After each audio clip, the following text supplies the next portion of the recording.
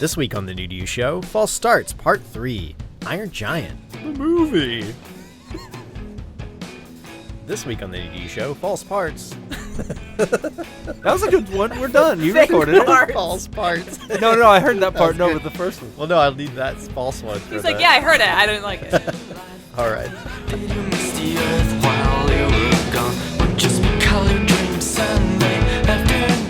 Welcome to another episode of the New to You Show, where we discuss things that may not be new to you, but maybe they're new to you.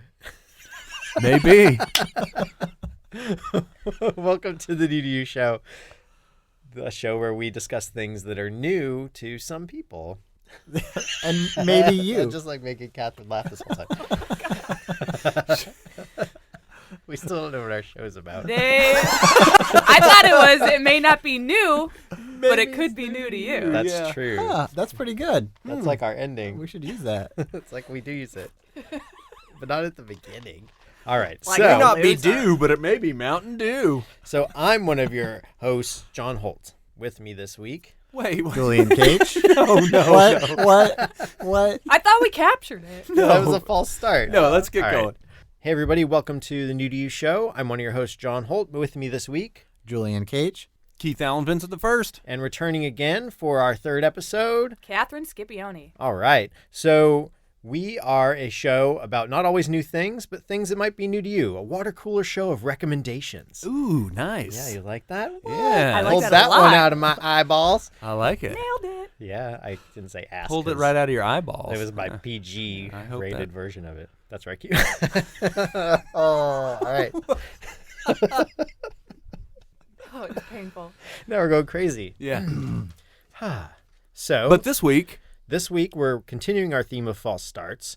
And last week we had Emily Owens, MD. And this week we are going to have a pick by Jules. False starts right. so far, we've had a commercial failure. We've had a sort of failure to launch on a platform. And Jules will tell us why Iron Giant's a failure. But before that, Katherine, what was new to you this week? Yeah, so I've been listening a lot to Alec Baldwin's podcast, Here's the Thing. yes. And so I've been listening to it probably the last few months, and recently I've been going through the archives. And he's got some really great stuff in there in the archives. Carol Burnett was a great interview, Jimmy Fallon. I really like the one with Ian Schrager, Studio 54 fame. Sarah Jessica Parker had a lot of really interesting things to say about the craft of acting in general. So if you listen to the show, that's awesome. If you're a new listener like me, maybe check out the archives. It's been really great. I've got a couple of recommendations if you haven't heard them yet either. Herb Albert, Yes, I did hear that one. fantastic. Yep. And Billy Joel, who, I mean, I've always liked Billy Joel's music, but I never knew just how charming that guy was until he was on that show. It's really, really funny. I'll listen to that one. I He's haven't funnier heard it. than Alec Baldwin. He's just, How dare you? yeah. And I just want to geek out just a little bit. This just happened to me last week during like one of the really, really cold days we were walking to work. I walked past, really cold days here in New York, and I was walking to work, and I walked a new route to Washington Square and then up Fifth Avenue from there, and Alec Baldwin was there. I walked right past Alec Baldwin. We jumped over the same slush puddle together. Aw. You Yeah. hold hands. My jealousy is out of control at Yeah. this moment. Let me tell you, I'm a big fan of his, and he's one of the few celebrities where I almost said Yeah. something. And you were saying too that he was about to stumble, but Bill Murray caught him and pulled him when he was Now you're just being cruel. And Bill Murray said, "No one's gonna believe this." And did Alec say anything about how he wanted my phone number? He did, but I was just like, "Nah, you don't want it." Oh, Oh. She likes that. She likes Grey's Anatomy. you are better an asshole. better heard than seen, Alec. Son of a. I'm never coming back to No, this but show. that podcast, I really love it. I really wish there were more like it, in that it's like real conversations, and I like love the it. premise. I like that Yeah. he's asking them, who are the people that inspired you? What are the moments in your career that really changed the trajectory? So kind of getting those same questions to a variety of people, whether it's a playwright, an actor, a musical person. Right. I And think it's obviously he has an incredible radio voice. Yeah. definitely. And also as you listen to the show after a few episodes, you realize how incredibly insecure he is. Even though he has no reason to be at all. Well, yeah. I think we should move on soon, but I did want to mention this too. I listened to the radio show that he was on. That was the genesis of this. In that, Which one was that? So on NPR here in New York, there's a show called the Leonard Lopate Show, where when it first started, it was supposed to be like the old people show, but it kind of branched out from that, and it just kind of became a really good cultural show. It's on at noon on NPR, and Leonard Lopate one time was interviewing Alec Baldwin, and Alec Baldwin was like, I've always really wanted to do a show like you do. And Leonard Lopate's like, okay, well, good. Next time I'm sick, we'll call you. And he's like, please do. And they did. He substituted for Leonard Lopate one time, and he did the whole show 2 hours. That's awesome. Yeah, and then that was that began his kind of like partnership with NPR, and then got his own podcast, which became a show for a little while, a TV show that sadly went away because there was another incident on an airplane or with a phone or something again, and people hated Alec Baldwin again We'll just or something. skirt past that whole thing. But. Well, to me, I'm just like, I don't need to skirt past it. I just think it's like, it's always these weird, out of context, overblown reactions to something that he did. He also has a problem keeping his cool.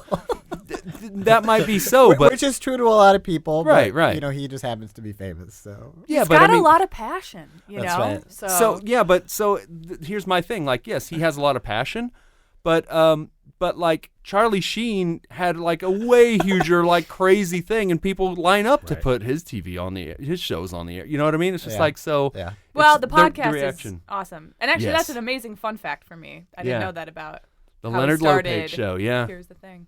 Cool. Yeah. So how long has he been doing the podcast? like 3 or 4 years at I least. think 2013 was his first year. There you 2012. go. Oh, so there's is it a weekly release? Bi-weekly. Bi-weekly? Yeah. Yeah. Is Cool. it that regular? Yeah, I it's a always lot of felt like shows. wow. But Okay. there are repeats. But Yeah. still, it's pretty often. Yeah. So he probably does like 20 something, 15 to 20 episodes a year. Yeah. When it started, it was just like whoever his neighbors were out in the Hamptons, he would nice. interview Yeah. people, and it Or, was or really his close friends. Yeah. Yeah. It was Tina Fey, and that was about it. yeah. That's pretty great. Thanks. That's a great recommendation. Yeah, it really is. For sure. That's another one that I need to listen to. You really should. It's Yeah. it's really easy to listen to a bunch of them. Yeah. Now you make me not want to. It's Oh, just okay. too easy. Did I It's challenging. did I just build though. it up too much? Yeah, it's just too. It's too. It'll never big. live up. It's like Titanic. That movie was so good. Yeah. All right. So, Speaking Jules, of Titanic failures, hey, segue. Hey. Jules, you So- have a pick for us this week.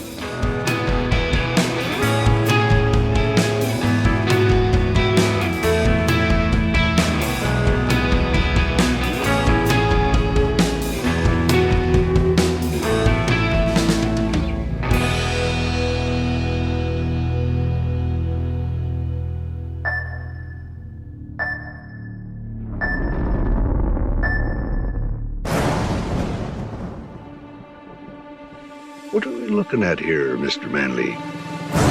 This is no meteor. This is something much more serious. Invaders from Mars. Hey there, Scout. Kent Mansley, you work for the government. I have something for you. Where did you find that? Up at the power station. Hogarth was out there the other night.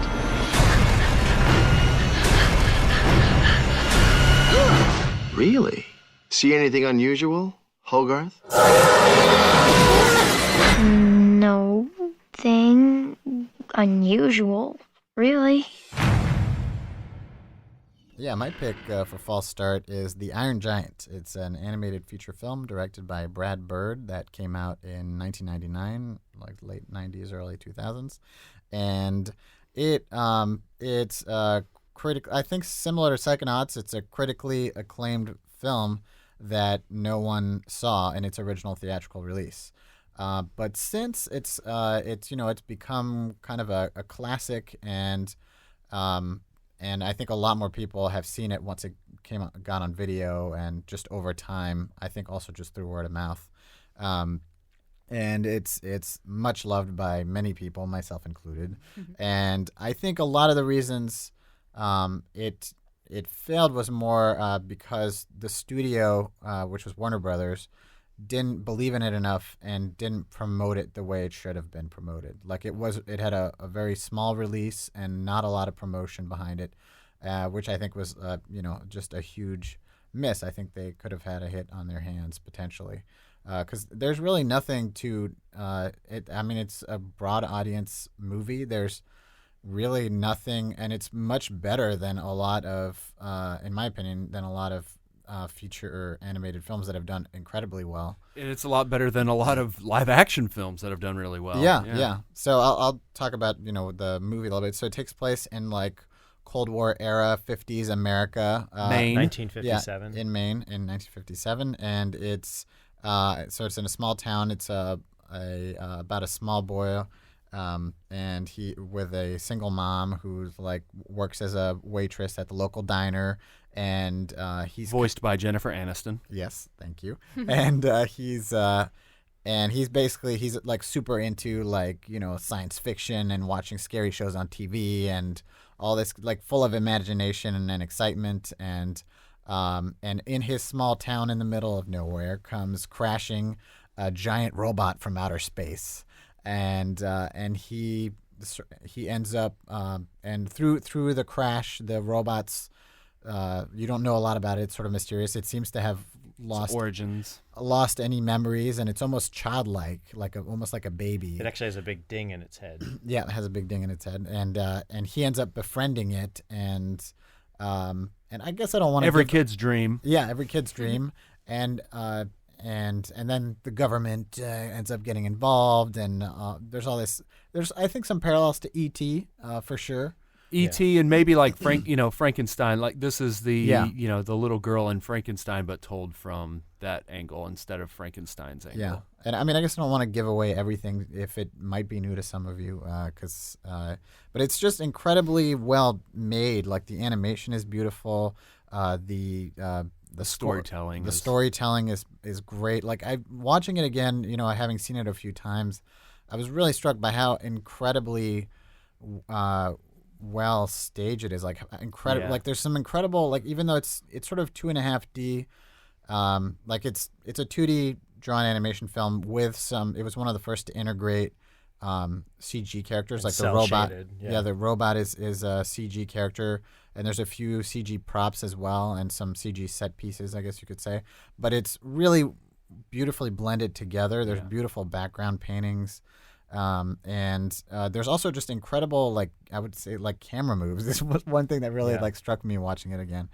And it's just really draws you in. It gives time. Like it's not a super fast-paced, zany animated film. It's really takes its time to build the characters, a lot of atmosphere, build the stories, it's just. And it really like has a lot of heart, and not in the overly sappy way that I think a lot of animated films kind of trip into. Like our friend, or one of our coworkers and friends, Adam Sachs, recently made the comment that everybody like lauds the first 10 minutes of Up, where they sort of do that compressed like story of the couple like growing old together and loving each other and all that stuff.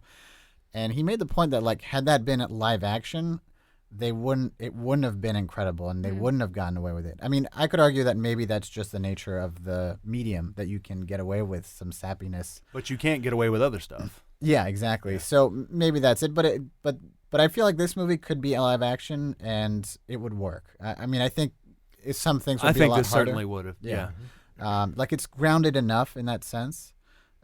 It also has like a delightful villain voiced by Christopher McDonald, who's just so good. Yeah, I mean, like his voice sells it. I mean, the design is not exactly him, but it's just he's just such a great villain. Like amazing facial expressions on that character too. Yeah. Like every time he's on frame, you're loving his look. Yeah, and just incredibly entertaining. And I just think like Brad Bird is just like, what's his name? Kent Mansley. Yeah. And Kent Mansley.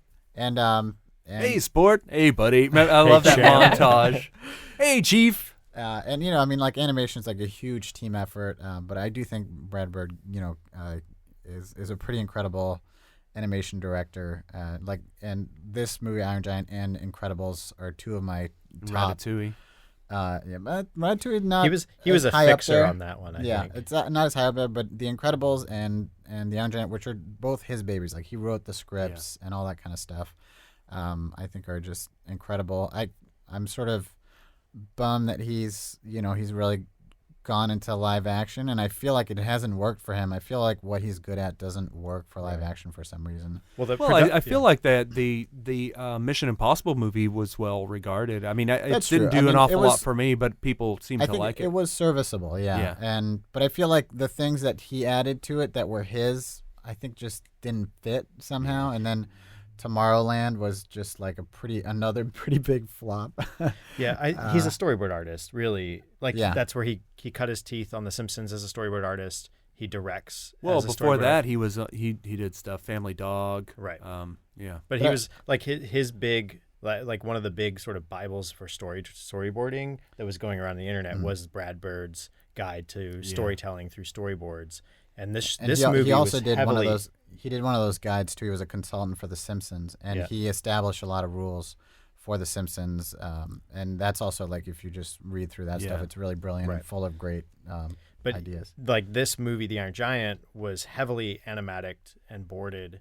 Everything was considered heavily. It was a small team for the crew. It was for the size of the movie. For the and storytelling, feature. for the storyboarding crew, or for the whole thing? For the whole thing. It was a very tight crew. Yeah. Very small for a full scale production. Yeah, I mean that's the other thing too. Like it didn't have a huge budget, which is part of why it's like ridiculous that it was a flop. I mean, like it could have easily, again, if the studio had gone behind it, it could have easily made its money back and then some. So I think that was just a huge misplay. They go to Brad Bird for, like, he boarded, was it Iron Man 2 or 3? He boarded one of the sequences in there. They'll credit him as this sequence boarded by Brad Bird. Got it. Like the fight sequences usually is where he'll get credited as basically visually directing them because they're effects heavy moments that have a lot of action, and he'll be called in to work on those. Yeah. So you guys had seen this movie before, right? Yep. The three of you? Yeah, so 99. It's one of my favorites. I saw it in the theaters. Yeah, 99, we're in like art school, going to school for animation.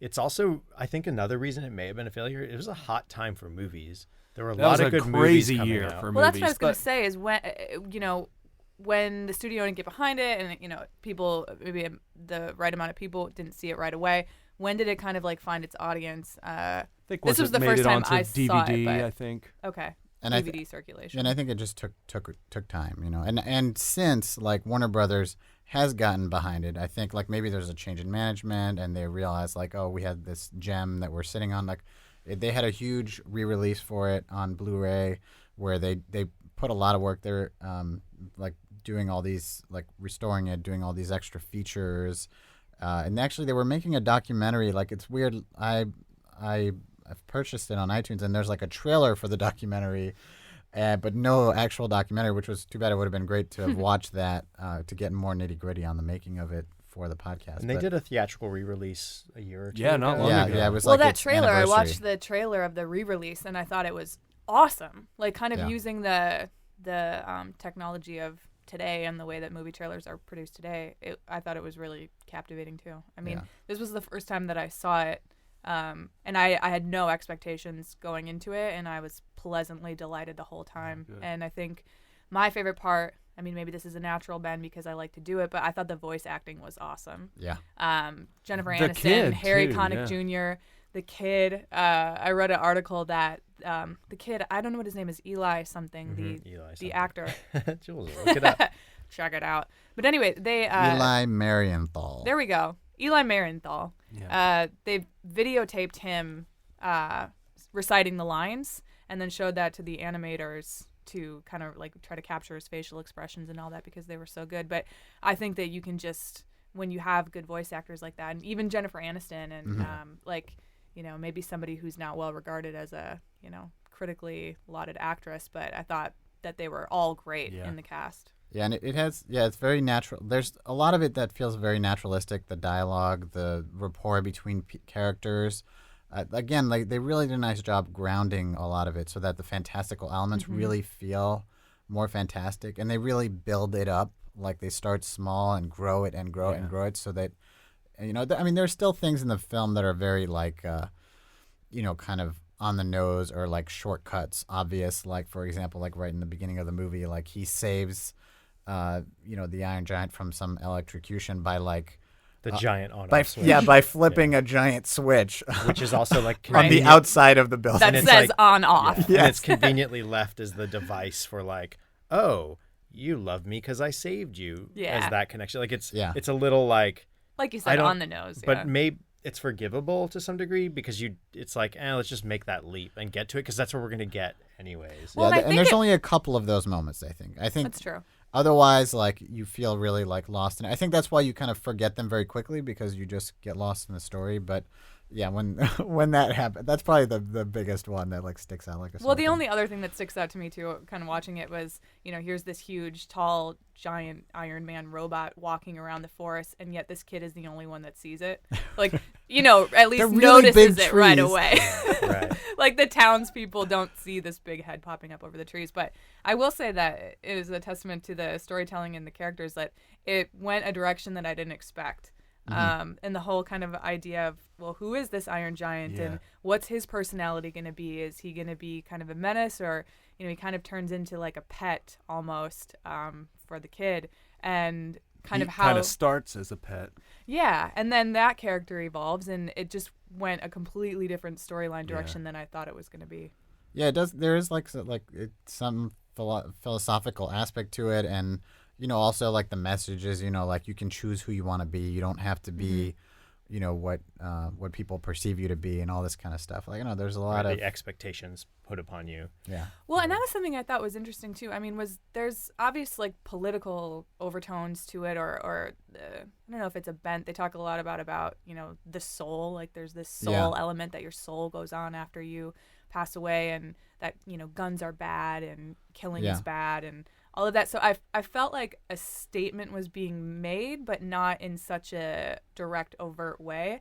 And even then, I didn't mind, but I did notice that it had that moral. theme. It was more. It was moral without being didactic. Yeah, And exactly. I think also setting it in that time period helped do that, because it was a time period where that was on people's minds a lot, and the whole like looming of the Cold War and all that. So it just made sense. Well, and I think that setting was an interesting choice for me too, in something that was set in the 2000s or late 90s. Yeah. I mean, what was the purpose of that setting, to communicate a history of that era, or was it more just like, oh, this is the right kind of incubator for the topics that we want to explore? Well, I can answer a little bit about that. It's based on a book, right? Well, yeah, but it's also Brad Bird's like, I wanted this to be like my childhood. So like that the time Got period it, was okay. like, those are the things he was watching and et cetera. But the town is called Rockwell, which is named after Norman Rockwell. So they're trying to set it in basically Americana. ideal America. Yeah. Which is, Norman Rockwell's known for capturing this so-called, perfect nostalgic America. And It's something the baby boomers play with. Stephen King, I mean, how many of his stories are set in Maine? Well, they're all in the set in 50s Maine, aren't or they? 60s. Yeah. Like The Lady in White is 1950s, ghost story, Yeah. kids being horrible to each other in Maine in the 50s. Right. So you have a number of those. There's some great, the movie that this reminded me of palette-wise, some of the staging and probably some of the reference was just direct pulls because it's that same area. It was Hitchcock's Trouble with Harry, where you have that same fall palette. Very Well, that's similar supposed to be New Hampshire. And that was a right, but previous that's Or pick. Vermont. Yeah. That was a previous As a pick. previous Yeah. pick. But there were a few shots in there that I'm just like, oh man, that looks like a straight rip from that movie in a great way. Like Well, it's the fall color they were schemes, yeah. going directly for reference of like the farmhouses and the kind of like material that you'd find in the 50s. Everything was spot on. And probably the town, I know they were taking a lot of photographic reference, and they went on quite a few field trips to get the material for it. But that material, like there's sort of a timeless quality to those areas. They're staid, rural areas of our country that are sort of like immunized from development. They don't change as rapidly as like the center of our country and our rural agrarian like Midwest does, where you just get this sprawl, this infectious spread. Those northeastern areas tend to stay wooded. A lot of the locations don't get updated or upgraded as quickly or turned into spread or sprawl. Yeah, So and I think also putting it in that, like in the 50s or whatever, made it and kind of gave it a timeless quality. And I think now that I'm thinking about it too, thinking of the time period, it was a very like edgy and experimental time in filmmaking. Like that's when your Fight Clubs and all. And in the 90s. Yeah, the late 90s. Sorry, I'm like mixing stuff. Yeah, so the movie came out in the late 90s, and I think it was kind of at odds with that time period a little bit because it was very kind of the age of the indie, like the mainstream indie. And instead, it's very classic, kind of. It feels almost like. A little bit slow for the time. Well, it was a simpler time for sure. Like it's kind of nice to see an animated feature like that gives room for the fantastical in the sense of the robot, but it's not it's not a Harry Potter world. It's not a manufactured somebody's imagination world. Like and there's it's clear and it's comfortably not diverse. Yep, exactly. Yeah. Yeah. Yes. But even just like parts of Maine are still. Yeah, exactly. But just the lack of technology, the lack of white noise. White noise. Lots of total white noise. But yeah, I did notice that. That setting lended itself. Yeah, and so I think that's why. I mean, it's still, but visually, I think it holds up. Like it just still looks incredible. Yeah. It looks like it could have been made today, except that nobody's really putting that kind There's of some money good. into 2D, The digital ink and paint was really nice. I like the colored lines, very subtle. I think they used Acme to do the digital ink and paint on this one. And you talked about the 3D. It was in there. It was one of the earlier uses of it, but it wasn't obtrusive. Sometimes it's really, this 3D can really stick out and be kind of like, oh. Well, I think that's one of its main calling cards is how well that was handled. Yeah, they blended too. It also had cool. There's a really cool effects animation by Michel Gagn&eacute, who's like an effects animator that in animation circles is pretty, I think, well known. That means all the cool like swirly, sparkly stuff. Like he animates really cool. Water. like particle and water effects, and he did a lot of stuff for that movie that looks pretty neat in the action scenes. And plus, you have a young Avery in this one, Dean Avery, who runs the salvage yard. What? How to Make a Murderer. He's one of the Averys. Beauty. Yeah, it all ties in. I love that scene when he ends. The giant does a cannonball off this cliff and it sends this big wave. And Dean, who's sitting on the side of the of the thing, gets washed away in his little lawn chair, and he ends up in the road. And some guy goes, "Hey, you're in the road." And he's like, "Yeah." He's like, "You're in the road." He's like, "Yeah." I thought he was a hidden gem in there too. I love Harry Connick Jr. Yeah. But Warner Brothers just super dropped the ball on that. I mean, big time. And you know what else? I understand that he pitched them The Incredibles before going to Pixar with it as well. Yeah. Well, what's the deal with that? With them dropping the ball? Is it? How do these things work? Is it somebody up in the ivory tower that views this and goes, I don't know. It means that it means that the execs at the high level just were like not into it. I mean, it could be. It's usually like sometimes. Or it's all about running the numbers. So someone decided that at some point it's only worth the X amount of marketing dollars based on what they think the gains will be. But it wasn't even the marketing. They just put it like they just had a super limited release. They didn't even give a chance for people to see it. And then also by not marketing it up front in the theaters, that means you're going to lose on the DVD sales because people aren't aware of the movie and so on. But the general live action formula, the reason why you cast white actors is because it's more comfortable in China or in countries that are going to pay big money in foreign markets. So that's why you get white leads a lot of times, and that's some part of the formula. And in animation, if it's not a Disney now or a Pixar, it's harder to sell it. Thankfully, some companies like DreamWorks and all these are putting their names to stuff. Or like Shrek, DreamWorks really built itself on known quantities like Mike Myers and these comedic actors, and that thrusts them forward to becoming a name so that they can now be part of that equation. I think it's harder. Like Warner Brothers is known animation, but they're not like it's not Looney Tunes. But they really push it here. They had Vin Diesel to play the robot. But that was before Vin Diesel was anything. They didn't know that yet. was his first But pretty if much you his could first- speculate, But I do like- remember they had featurettes about Vin Diesel Yeah. being the voice of the robot, like when the movie came out. I mean, you have some heavy Vin Diesel hitters didn't, as the cast. wasn't even a known quantity when he was cast. I think he was coming up. No, he hadn't Yeah, even coming been in up, Perfect possibly. Dark. But if you could speculate, looking at it, even despite the cast and the creative team and everything, like what was it about the subject matter, about the way it was presented, about whatever that made them think, this isn't gonna take off? Was it just the names? But that's the part where, like, in the research, I couldn't find exactly what the specific situation was. But I mean, my guess is it was either like there was a changing of the guard. That's very common. Yeah. That's like a common refrain where it's just like the new guy doesn't care about the old guy's projects, and he'll just let him die to make himself look good. Right. Well, also I think too, Toy Story 2 came out that same year. I think if this webpage is correct. So I kind of feel like at the time they were just like, yeah, well, we blew it. We didn't do a 3D movie. Yeah, it's only partially 3D. Sure. Yeah.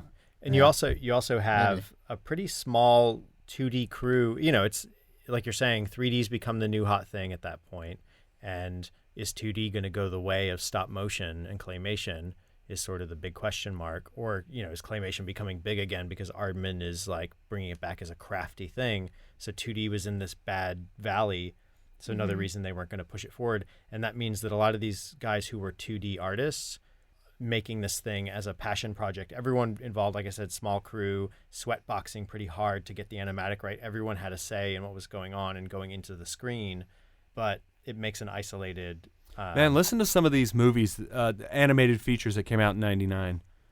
Doug's first movie, Fantasia 2000, The Iron Giant, The King and I, Warner Brothers also, Madeline Lost in Paris, Mickey's Once Upon a Christmas, The Nuttiest Nutcracker, Our Friend Martin, I don't even know what any of these are, All of the Other Reindeer, this is the TV special, I think. That's a lot.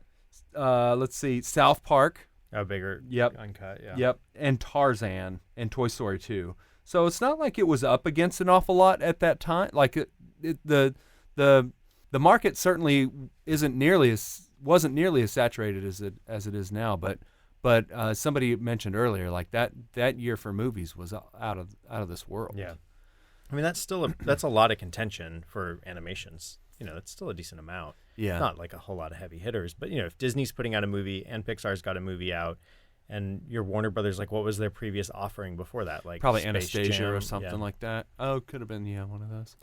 I mean, to Jules' point earlier, I think the beauty of this movie is that, I saw it for the first time last week, and I want to show it to my friends' kids. Yeah, I mean, like, it's still entertaining. There's nothing that looks like it. Yeah. If you're watching, The Incredibles, Kung Fu Panda 3, whatever, those types of shows, this doesn't feel old, but it is a different aesthetic. Yeah.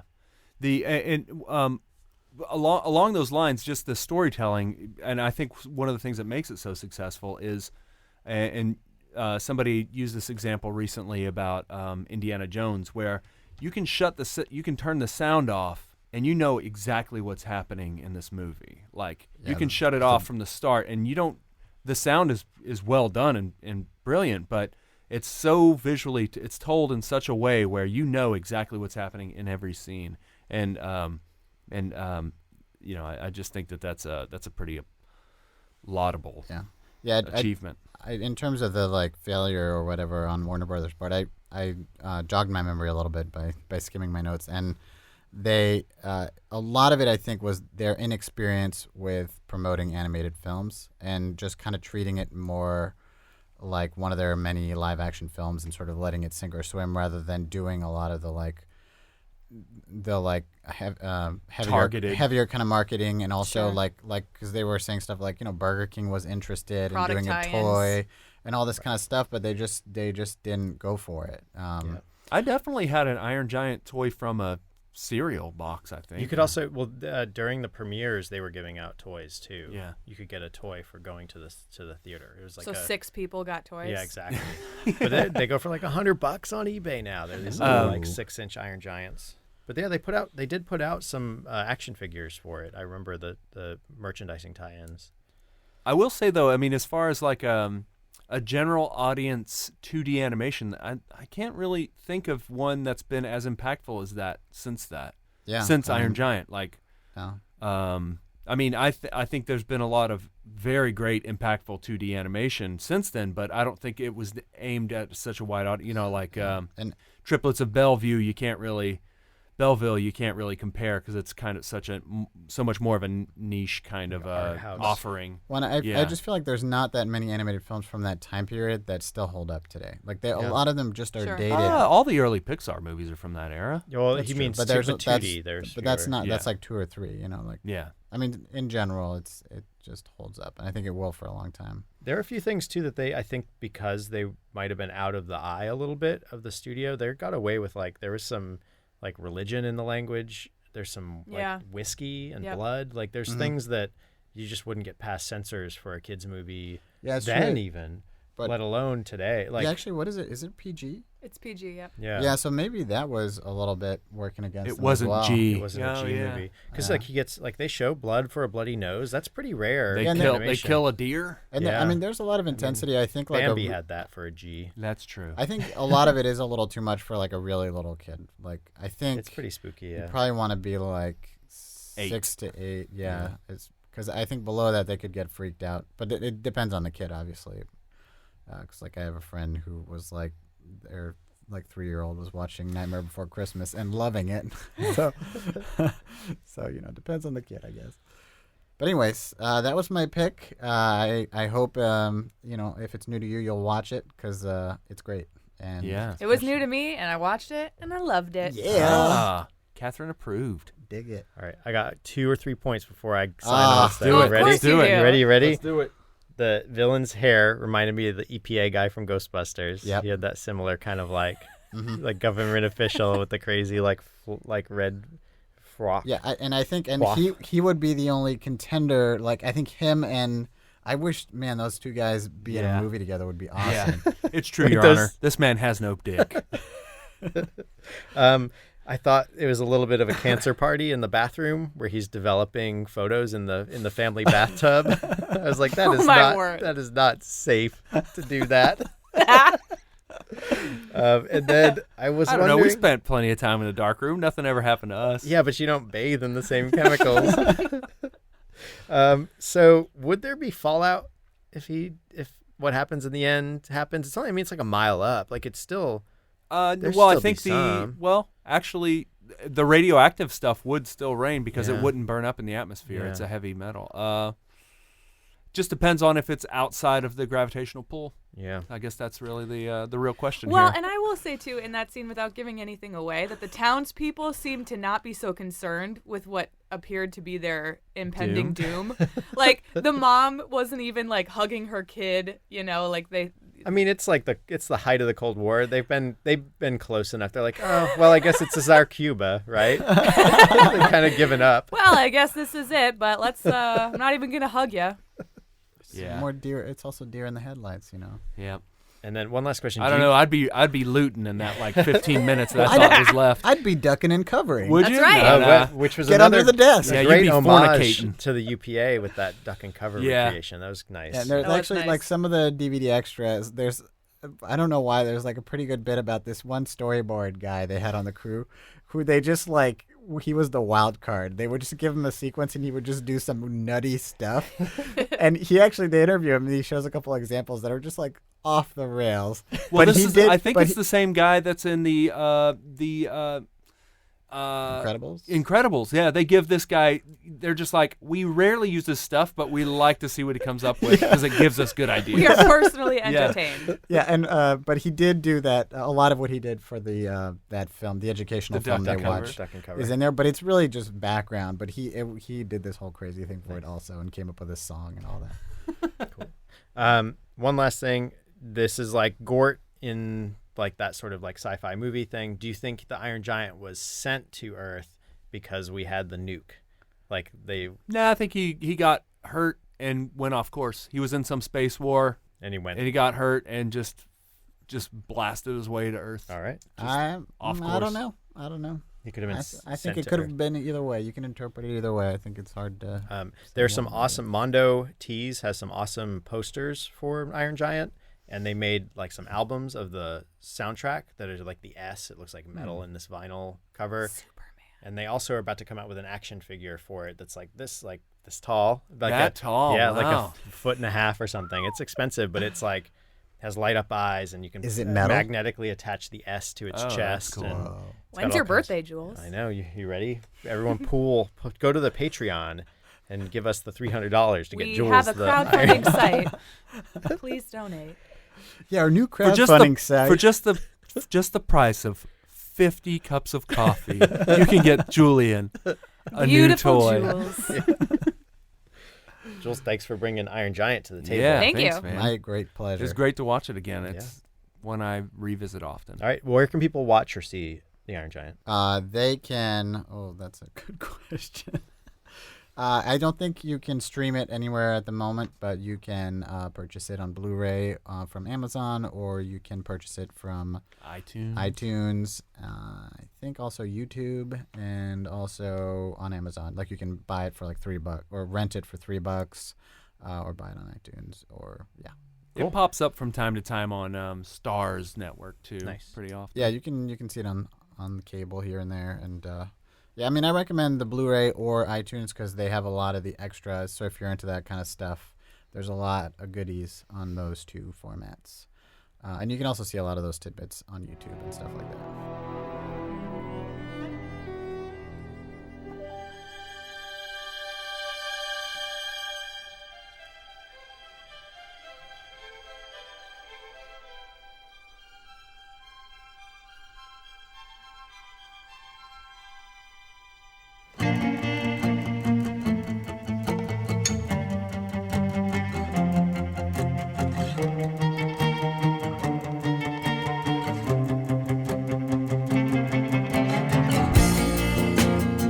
Thanks, everybody, for checking out our third episode of False Starts.